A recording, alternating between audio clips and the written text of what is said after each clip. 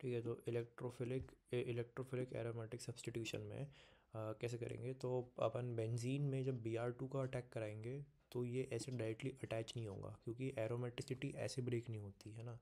लेकिन मैं बेंजीन पे इलेक्ट्रोफाइल का अटैक करा दूंगा तो बेंजीन पे इलेक्ट्रोफाइल जाके लग जाएगा। तो अगर मैं Br2 को मतलब Br2 की जगह Br+ से अटैक कराता तो यहाँ Br लग सकता था बेंजीन पे, है ना। H की जगह एक इलेक्ट्रोफाइल लगा है, H की जगह, यानी कि H+ निकला है तो यहाँ नेगेटिव चार्ज आया, उस नेगेटिव चार्ज पे इलेक्ट्रोफाइल जाके बैठा, है ना। जैसे यहाँ पे देखें मैकेनिज़्म, तो बेंजीन पे इलेक्ट्रोफाइल का अटैक हुआ, तो यही RDS है क्योंकि आपको एरोमेटिसिटी तोड़नी है ना। फिर उसके बाद ऑर्थो पे चार्ज आया, फिर पैरा पे, फिर ऑर्थो पे, ये इसके वो अपने स्ट्रक्चर्स बने रेजोनेटिंग वाले। देन एक हाइब्रिड स्ट्रक्चर बना, ये कार्बोकेटायन था, और इसी को हम सिग्मा कॉम्प्लेक्स भी बोलते हैं या फिर वीलैंड कॉम्प्लेक्स, है ना। और इसको स्टेबलाइज कौन करेगा, इलेक्ट्रॉन डोनेटिंग ग्रुप, इसलिए electron donating group will increase the rate of reaction, है ना। और अगर ऑर्थो पे लग जाए इलेक्ट्रॉन डोनेटिंग ग्रुप तब तो मज़ा ही आ जाए, है ना। फिर यहाँ से H+ निकलेगा, बन जाएगा। उसके बाद रिएक्शन हमारी दो टाइप की है, रिवर्सिबल और irreversible.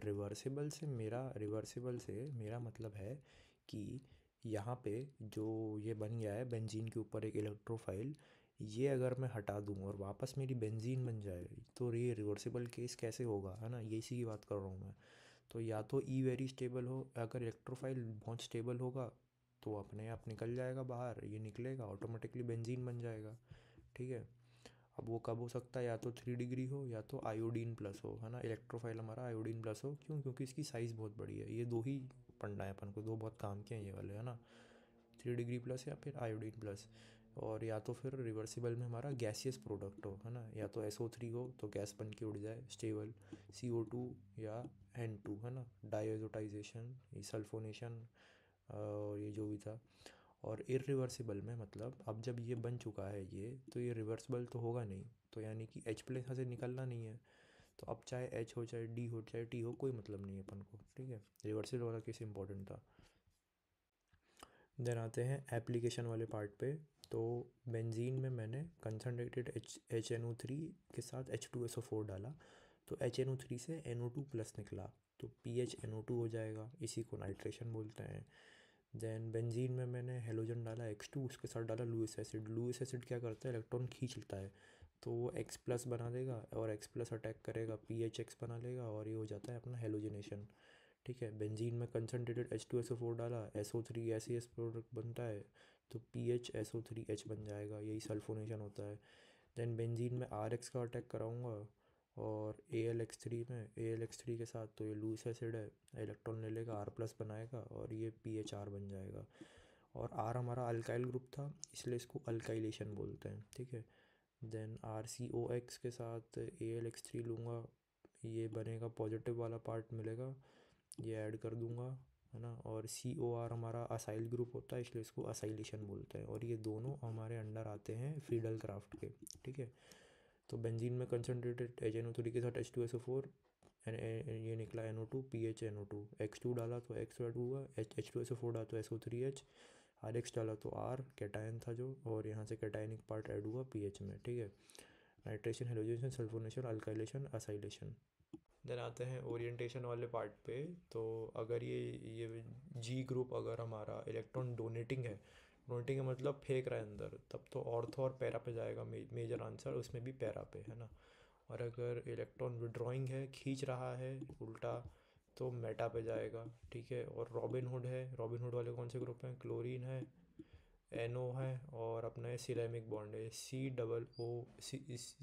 Double bond CH CO OH, और तो पैरा बनाएगा ये, उसमें ही पैरा पे, ठीक है। अब जैसे OCH3 है तो ये डोनेटिंग है, तो मतलब पैरा पे आएगा इलेक्ट्रोफाइल। अल्डिहाइड अपना -R -M करता है तो मेटा पे, कार्बोक्सिलिक भी -M दिखाता है तो मेटा पे, फिनॉल का ऑक्सीजन का लोन पे और अपना पैरा पे हो जाएगा, है ना, डोनेट करेगा क्योंकि। देन ये हमारा विड्रॉइंग ग्रुप है तो मेटा पे, ये N का लोन पर डोनेट करेगा, NH2 हमारा पैरा पे आ जाएगा। क्लोरीन रॉबिन हुड ग्रुप है पैरा पे, और OCH3 और CH3 में OCH3 ज़्यादा डोमिनेटिंग है प्लस एम के हिसाब से, तो और पैरा ब्लॉक्ड है, तो ऑर्थो पे लगा देंगे, तो ऑर्थो पे ई। देन इसके बाद आई अपनी नाइट्रेशन रिएक्शन। तो नाइट्रेशन रिएक्शन में दो एसिड लेंगे HNO3 और H2SO4, इसको हम मिक्स एसिड बोल देंगे। लेकिन इसमें H2SO4 तो एसिड की तरह एक्ट करेगा और HNO3 हमारा बेस की तरह एक्ट करेगा, ठीक है। इसको मिक्स एसिड बोलते हैं इन दोनों कॉम्बिनेशन को।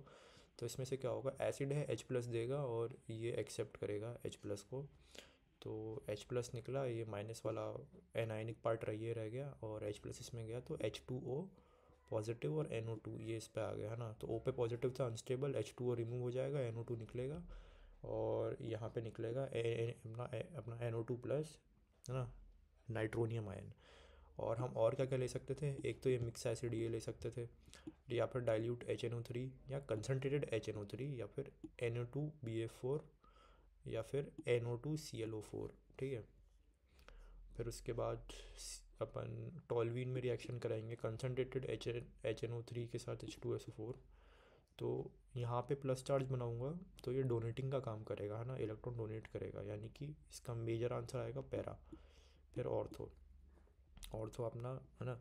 फिर उसके बाद अपना ये रॉबिन हुड ग्रुप है, तो रॉबिन हुड ग्रुप पैरा पे जाएगा। देन OCH3 भी अपना प्लस एम दिखाता है, तो पैरा पे। COOH अपना माइनस एम दिखाता है, मेटा पे। देन अल्डिहाइड अपना माइनस एम ग्रुप, तो मेटा पे। देन फिनॉल पे डाइल्यूट HNO3 डाला है, डाइल्यूट फिनॉल पे, तो पैरा वाला तो ये है ही, है ना, पैरा पे NO2 लग जाएगा। ऑर्थो वाले पे जब NO2 लगेगा तो इसका तो इसमें ये था कि OH और जो अपना NO2 है वो हाइड्रोजन बॉन्डिंग करेंगे और इसकी वजह से इसका जो बॉइलिंग पॉइंट है वो डिक्रीज़ हो जाएगा, है ना। बॉइलिंग पॉइंट डिक्रीज़ होगा तो ये लेस वॉलेटाइल हो जाएगा। और फिर एनिलीन में रिएक्ट कराएंगे बेंजीन पे NH2, अपन HNO3 के साथ H2SO4। तो पैरा का आंसर आएगा, पैरा, मेटा और ऑर्थो तीनों आंसर बनेंगे, जिसमें पैरा आएगा 51%, अभी भी मेजर ये है, लेकिन दूसरा जो मेजर है 47% मेटा और 2% ऑर्थो, ठीक है। और फिनॉल पे कंसनट्रेटेड HNO3 डाला तो पिक्रिक एसिड बन गया, लेकिन पुअर यील्ड का बना, है ना। तो इसको अच्छी यील्ड का बनाने के लिए क्या करा अपन ने कि पहले सल्फोनेशन कराई। सल्फोनेशन क्यों कराई, क्योंकि सल्फोनेशन एक रिवर्सिबल फिनोमिना है, तो सल्फ़र हटेगा निकलेगा, फिर अपन NO2 जोड़ेंगे तो अच्छा पिक्रिक एसिड बनेगा अच्छी यील्ड का। तो फिनॉल पे हमने कंसनट्रेटेड H2SO4 डाला, SO3H लगा होगा, फिर उसके बाद HNO3 के साथ H2SO4 डाला, तो यहाँ से NO2 प्लस निकला। देन वो यहाँ पे लगा तीनों साइड पे, ऑर्थो पैरा पे, तो पिक्रिक एसिड ये बन गया। तो फिनॉल पे जब डाइल्यूट HNO3 डाला था तब तो नॉर्मल पैरा वाला, और जब कंसनट्रेटेड HNO3 डाला तो तीनों साइड आ गया पिक्रिक एसिड। आते हैं सल्फोनेशन वाले पार्ट में। तो इलेक्ट्रोफाइल कैसे जनरेट करेंगे, कंसनट्रेटेड H2SO4 है जो है वो करेगा सेल्फ आयनाइजेशन, है ना। सेल्फ आयनाइजेशन के चलते ये बनाएगा SO3, और SO3 ही है हमारा इलेक्ट्रोफाइल। तो कंसनट्रेटेड क्या क्या ले सकते हैं, कंसनट्रेटेड H2SO4 ले सकते हो, ओलियम ले सकते हो। ओलियम में क्या होता है SO3 प्लस H2SO4, है ना, इसी को क्या बोल देते हैं H2S2O7, ठीक है। देन यहाँ पे मैं देखूँ टॉलवीन पे कंसनट्रेटेड H2SO4 डाला है, तो ये डोनेटिंग है, तो पैरा पे आएगा, SO3H पैरा पे आ गया। देन एनिलीन पे रिएक्ट कराया, कंसनट्रेटेड H2SO4 के साथ हीट कराई। हीट इसलिए कराई क्योंकि यहाँ पे यहाँ पे एसिड है ये वाला और यहाँ पे बेस है, ताकि थोड़ा न्यूट्रलाइज हो जाए, समझ रहे हो। तो इससे रिवर्सिबिलिटी का फैक्टर थोड़ा और स्ट्रॉन्ग हो जाता है, तो नीचे लग जाएगा SO3H, क्योंकि ये प्लस एम कर रहा था। और इसका इक्विवेलेंट स्ट्रक्चर क्या बनेगा, NH3 पे प्लस और SO3 पे माइनस। इसको अपन कहते हैं ज्विटराइन बोलते हैं इसको, है ना। देन यहाँ पे देखो यही अपनी प्रिपरेशन ऑफ फिनॉल है ना। SO3H पे NaOH का OH माइनस जब अटैक करेगा तो SO3 उड़ जाएगा और OH रह जाएगा, तो फिनॉल की प्रिपरेशन है, पड़ा होगा। देन SO3H पे H प्लस के साथ हीट करूँगा तो ये रिवर्स होके वापस बेंजीन बन जाएगा, क्योंकि SO3 गैस जो है वो उड़ जाएगी, या SO2 गैस। देन ये रॉबिन हुड ग्रुप है, पैरा पे SO3H, फिर ओलियम पे मतलब बेंजीन पे ओलियम डालूंगा तो सिंपल SO3H लग जाएगा। देन आते हैं हेलोजिनेशन वाले पार्ट पे। तो हेलोजिनेशन में इलेक्ट्रोफाइल कैसे डेवलप करेंगे हम, तो X2 में मैं लुईस एसिड डालूंगा। लुईस एसिड क्या करेगा, इलेक्ट्रॉन खींच लेगा, ठीक है। खींच लेगा तो एक अपना कैटायनिक पार्ट जनरेट होगा, वही इलेक्ट्रोफाइल है अपना, ठीक है। और एक चीज़ और कि O नेगेटिव और NH2 नेगेटिव, ये फूफा ग्रुप बोलते हैं इसको, है ना, आर हाईली एक्टिवेटिंग, है ना। ये इतने हाईली एक्टिवेटिंग है कि 3-3 बार रिएक्शन करा देंगे। कहीं हेलोजन लगना है या कुछ भी लगना है वो 3-3 बार लग जाएगा, दोनों ऑर्थो वो ऑर्थो पे और एक बार पैरा पे, है ना। आगे बताऊंगा इसके बारे में। तो ये टॉलवीन में जब H2Fe डाला मैंने, तो ये डोनेटिंग है, तो वही अपना पैरा पे लग जाएगा। ये भी डोनेटिंग है, पैरा पे लग जाएगा, +M पैरा पे, ये -M मेटा पे। देन ये वाले बहुत इंपॉर्टेंट हैं यहाँ के 4। अब फिनॉल पे जब मैंने ब्रोमीन के साथ नॉन पोलर सॉल्वेंट डाला तो कुछ हुआ नहीं, है ना, वो जाके सीधा पैरा पे लग गया। क्यों हुआ वो बताऊँगा। अब जब फिनॉल पे मैंने Br2 के साथ H2O लिया, H2O हमारा पोलर सॉल्वेंट है। पोलर सॉल्वेंट की वजह से क्या होगा, ये फिनॉक्साइड आयन बन जाएगा, H+ से निकल जाएगा, यहाँ पे O- बनेगा, फिनॉक्साइड आयन बोलते हैं इसको। ये बनेगा तो O नेगेटिव आया है, तो O नेगेटिव याद है हाईली एक्टिवेटिंग होता था अपना, तो इसी वजह से हमारी जो Br है वो 3-3 जगह लग जाएगी और वाइट PPT फॉर्म होगा। ठीक है। सेम विथ एनिलीन, एनिलीन में मैंने Br2 के साथ H2O डाला, पोलर सॉल्वेंट, ये वही फूफा ग्रुप है अपना, NH2 यहाँ पे भी, तो 3 बार Br लग जाएगा, ये भी सेम वाइट PPT बना लेगा। ठीक है। लेकिन इसमें क्यों नहीं हुआ, क्योंकि यहाँ पे नॉन पोलर सॉल्वेंट था, CH2 एक अपना नॉन पोलर सॉल्वेंट है, तो फिनॉक्साइड आयन बनेगा ही नहीं। तो नॉर्मली एज यूजुअल ऑर्थो वाला और जो OH है वो +M करेगा, तो पैरा पे आंसर आ जाएगा अपना। ठीक है। देन यहाँ पे NH2 में मेरे को एक ही Br ऐड करना है ना, तो ये कैसे पॉसिबल है। तो पहले तो NH2 ग्रुप लगाया तो हाईली एक्टिवेटिंग है, तो पहले मैं इसको थोड़ा सा डीएक्टिवेट करूँगा, हल्का सा, मतलब मैं इसको मॉडरेटली डीएक्टिवेट करूँगा। तो उसके लिए मेरे को क्या करना पड़ेगा, CH3COCl के साथ पिरिडीन लूँगा। पिरिडीन इसलिए लिया क्योंकि ये CH3CO, इसकी जगह एक H निकलेगा, उसकी जगह ये ऐड होगा, है ना, एक H निकला, COCH3 ऐड हुआ तो HCl बना अपना, है ना, यहाँ का Cl और ये वाला HCl निकला, उसको न्यूट्रलाइज करने के लिए पिरिडीन था ये। ठीक है। फिर Br2 के साथ CH3COH लूँगा, यहाँ पे इसका रिएक्ट कराया, फिर Br ऐड हो जाएगा अपना। ठीक है। देन यहाँ पे दो और क्वेश्चंस हैं। तो जैसे अपन ने फिनॉल लिया, फिनॉल के नीचे SO3H लगाया, इस बार भी हमने Br2 के साथ वाटर डाला, तो वाटर है एक पोलर सॉल्वेंट, उसकी वजह से फिनॉक्साइड आयन बनेगा, फिनॉक्साइड बना हाईली एक्टिवेटिंग, है ना। तो पहले तो 2 Br यहाँ लगेंगे ही लगेंगे इन दो साइड्स पे। लेकिन SO3H जो है सल्फोनेशन, वो एक रिवर्सिबल फार्मूला है, यानी कि गैस उड़ जाएगी और यहाँ पे ब्रोमीन लग सकता है, तो लगा देंगे। ठीक है। देन सेम यहाँ पे अपन फिनॉल लिया, यहाँ COOH, यहाँ SO3H, ये रिवर्सिबल है, और यहाँ पे भी Br2 के साथ वाटर लिया है, फिनॉक्साइड आयन बनेगा, एक Br यहाँ पे, एक Br यहाँ पे, और यहाँ पे भी लगेगा, क्योंकि COOH CO2 गैस बन के उड़ सकता है, रिवर्सिबल हो सकता है ये भी। और अगर मैं OH की जगह NH2 लेता तो भी यही सेम चीज़ होती, है ना, फिनॉक्साइड जैसे ही बनता, वो भी हाईली एक्टिवेटिंग। देन आते हैं अल्काइलेशन वाले पार्ट पे। तो अल्काइलेशन में अपन को R जोड़ना है, तो अपन ने, है ना, RH लिया, RH में लुईस एसिड डाला, R+ जनरेट हुआ, और जाके जोड़ दिया, तो इसमें कार्बोकेटाइन बनेगा हमारा, ये R+। रीअरेंज भी हो सकता है, याद रखना, रीअरेंज हो सकता है ना। और ये वहाँ जा, और ये रिएक्शन वहाँ नहीं होती जहाँ पे स्ट्रॉन्ग डीएक्टिवेटिंग रिंग प्रेजेंट होती है। ठीक है। पॉली अल्काइलेशन होती है, यानी कि बार बार अल्काइलेशन होती है। और अगर in case of weak Lewis acid, जैसे कि FeX3 ले लिया अपन ने, तो कहीं वहाँ पे रीअरेंजमेंट होगी ही नहीं, है ना। अब RX की जगह क्या लिख सकते हैं, अपन ने RX के साथ लुईस एसिड ले लिया, या फिर ROH के साथ लुईस एसिड ले लो, या ROH के साथ H2SO4 ले लो, या अल्कीन के साथ H2SO4 ले लो। ठीक है। इसके क्वेश्चंस देखूंगा मैं, तो बेंजीन पे जैसे ये रिएक्ट करा दिया, तो ये RX ग्रुप है, X वाला निकला, यहाँ से पॉजिटिव बना, इसको रीअरेंज करा के इस पर लगा दिया ऊपर। ठीक है। देन ये बेंजीन थे 2 मोल, इस पर CH2Cl2, और है ना, तो यही सेम चीज़ AlX3 डाली, तो पहले एक क्लोरीन निकल गया, है ना, CH2Cl बचा, तो उसको लगा दिया बेंजीन पे, है ना। अब ये वाली बेंजीन 2 मोल थी ना, ये वाली, हाँ, तो ये वाली बेंजीन इससे वापस रिएक्ट करेगी, क्योंकि ये 2 मोल है, तो ये वापस रिएक्ट करा के एक Cl और निकल जाएगा, फिर ये वाली बेंजीन CH2, फिर यहाँ पे एक और बेंजीन इसके बाजू में, है ना, तो उसको वही PH CH2 लिखा है। देन यहाँ पे देखूंगा तो H+ अटैक करेगा, OH- निकल जाएगा, यहाँ कार्बोकेटाइन बनेगा, फिर ये अंदर ही रिंग के अटैक कर देगा यहाँ पे, और एक और 6 मेंबर्ड रिंग बन जाएगी। ठीक है। तो ये बनेगा।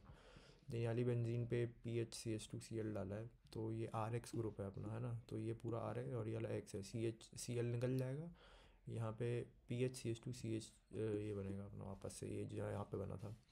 देन एक बेंजीन है, फिर एल्कीन है, एल्कीन का H2SO4 डालते हैं तो ये टूटती है कार्बोकेटायन में, का सबसे स्टेबल कार्बोकेटायन नीचे बनेगा, फिर उसके बाद इसके ऊपर लगा दो ऐसे, है ना। एक क्वेश्चन भी आता है कि बेंजीन पे क्या जोड़ें कि टार्ट ब्यूटाइल बन जाए, है ना। तो अल्कीन के साथ H2SO4 जोड़ दो। फिर ये तो एडवांस वाला पार्ट है। देन असाइलेशन में COR लेना रहता है, ये असाइल ग्रुप है। देन असाइलेशन में RCOX में AlX3 डालूंगा, X निकल जाएगा क्योंकि ये लुईस एसिड है। तो C पे पॉजिटिव और O पे ये जो दो लोन पेयर हैं ये दोनों करेंगे बैक बॉन्डिंग, इसलिए रीअरेंज नहीं कर पाएगा। तो कार्बोकेटाइन फॉर्म हो रहा है लेकिन कोई रीअरेंजमेंट नहीं हो रही और पॉली असाइलेशन नहीं हो रही, ठीक है। दैन इसके अलावा क्या क्या ले सकते हैं, RCOX और AlX3 तो ले ही रहते हैं, लेकिन यहाँ पे दो COR को O ग्रुप से जोड़ दो, है ना, पता नहीं क्या बोलते हैं इसको। तो क्या होगा, ये वाला पार्टी अलग कर देगा, है ना, और RCO ग्रुप बचेगा, ये जाके जोड़ देना है। देन R के साथ कार्बोक्सिलिक एसिड और H2SO4 की प्रेजेंस में, ठीक है। तो क्या होगा, जैसे Cl डोनेट करता है तो इसका पैरा एक्टिवेट हो गया, तो CH3COCl निकाला, ये जाके ये जोड़ दिया। देन CH3 डोनेटिंग होता है, पैरा पे लगेगा, क्या लगेगा, AC2O, है ना, ये वही ग्रुप है अपना COR, और COR को O से कनेक्ट कर दिया, तो पैरा एक्टिवेटिंग था, यहाँ पे लगा दिया। देन यहाँ पे OH- निकाला, H+ डाल के यहाँ पॉजिटिव चार्ज आया, ये अंदर अटैक करेगा, 6 मेंबर रिंग बना लेगा। देन NO2 हमारा माइनस इफेक्ट दिखाता है, तो मेटा पे आना चाहिए, लेकिन क्योंकि ये बहुत ज़्यादा हाईली डीएक्टिवेटिंग काम कर रहा है यहाँ पे, बहुत स्ट्रॉन्ग, तो पीछे पड़ा था कि असाइलेशन और अल्काइलेशन में doesn't occur on strong deactivating ring, है ना। तो ये मेटा पे हाईली डीएक्टिवेटिंग है, तो ये यहाँ काम नहीं करेगा, इसलिए नो रिएक्शन, ठीक है। SN वर्सेस E में, तो अगर पोलर प्रोटिक सॉल्वेंट दिया होगा, PPS दिया है तो SN1 करा दो, PPS के साथ थोड़ी हीट दी है तो E1 हो जाएगा। अगर बेस दिया है सिर्फ तो E2 होगा या तो SN2 होगा। E2 कब होगा, 2 डिग्री या 3 डिग्री में, और SN2 होगा 1 डिग्री में अनब्रांच्ड में, जहाँ कम ब्रांच हो, है ना। SN2 में 1 डिग्री इसलिए क्योंकि वहाँ हिंड्रेंस कम है ना। और अगर बेस के साथ हीट दी होगी तो पक्का E2 होगा। और E1C भी कब होगा, जब इलेक्ट्रॉन विड्रॉइंग ग्रुप भी दिया हो पुअर Lg के साथ, है ना। और न्यूक्लियोफाइल दिया हो तब क्या करेंगे, SN2 भी हो सकता है, E2 भी हो सकता है, SN1 भी हो सकता है। SN2 होगा कब, जब 1 डिग्री या 2 डिग्री दिया हो क्योंकि हिंड्रेंस कम है। और E2 3 डिग्री में भी हो सकता है, और SN1 3 डिग्री में भी हो सकता है। SN1 कब होगा, जब न्यूक्लियोफाइल के साथ कोई पोलर प्रोटिक सॉल्वेंट भी दिया हो अपना, है ना, किसी सॉल्यूशन में, ठीक है। तो PPS SN1, PPS SN1, PPS के साथ हीट E1, और बेस के साथ लेंगे तो E2 और SN2, वो भी SN2 1 डिग्री में, और बेस के साथ हीट लेंगे तो E2, न्यूक्लियोफाइल लेंगे तो SN2 E2 SN1, है ना। उसमें भी SN2 2 3 2 1 और 2 डिग्री, E2 और SN1 3 डिग्री, SN1 3 डिग्री के साथ PPS,